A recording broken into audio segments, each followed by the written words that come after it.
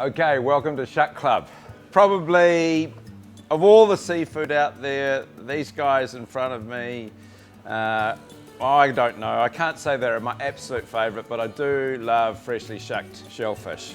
I mean, it blows my mind how far we've come as a country from essentially getting the only shellfish that we used to get were oysters in a commercial state, and they used to be in a tin first of all, then they're in a pottle, and now with the proliferation of oyster bars all over the country, we can get freshly shucked shellfish direct to you. But we're taking it a step further. At Freshcatch, we can get it from the sea to your door practically the same day. So live shellfish for you to shuck at home. Could there be anything better than that? I doubt it. But you want to know how to shuck them, so I am going to show you. So what have I got in front of me here? I've got obviously these guys here. These are our maharangi oysters. We use them a lot at the restaurant. They're absolutely delicious. Pacific oyster, I'm going to show you how to shuck those guys. You'll probably recognize these ones. These are the tuatua that we have in many places around the country, and they are sort of at low tide. You can dig for these guys.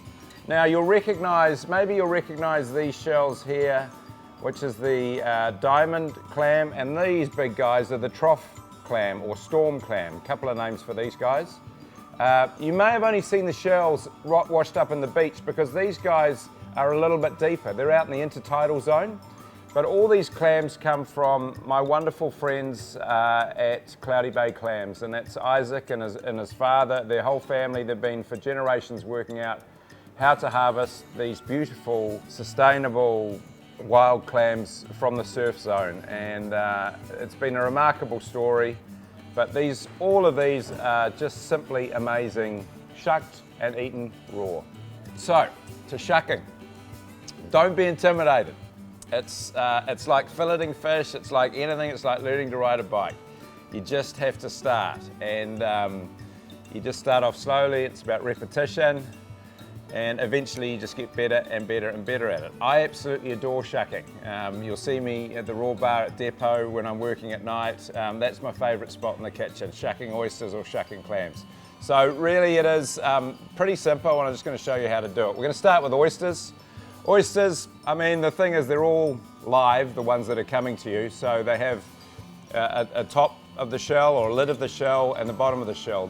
They're all unique in their own way, and essentially they're different sizes and shapes, but they all have one thing in common. They have a hinge right at the back of the shell, and that's how I shuck. Some people shuck in the side, but I shuck in the hinge, and I think it's easier to teach you how to do that because you can see the obvious hinge right here. So first thing you do is you grab your oyster and you secure it so it's nice and tight on my board and can't go anywhere. Next thing was we take our shucking knife, which is, I guess it's got a rounded edge to it with a little bit of a point. It's not particularly sharp, but it's a very strong, thick blade. So we're going to take the knife, and the main thing that we're going to do is we're going to go down, and then we're going to hold the knife and we're going to twist. So down and twist. So we find the hinge, we go down into the hinge, and then we secure it, and then we twist. And when it twists, it releases the abductor muscle. Once it opens, what we have here is we have an abductor muscle right here in the oyster.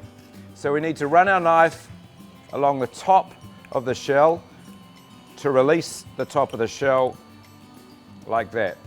You can see the little abductor muscle there. We've gone through that. So we've come through with the oyster knife and taken that off, which releases the top of our shell. So there we have a beautiful oyster. Now it is still secure because the abductor muscle goes through to the other side of the shell as well, or the bottom side of the shell. So what we need to do is run our oyster knife under that abductor muscle, and that essentially releases our oyster. That is ready to go if we were going to eat it straight out of the shell. Now there'll be times when, well, I bet you the first few you're going to cut into the oyster and it's going to look maybe a little bit manky, but we don't worry about that because it's about taste, not looks. But I have a little secret for you. If it's a little bit chopped up on the top, just turn the oyster because the bottom looks beautiful and no one will know that you've hacked it up a little bit. and that's ready to go.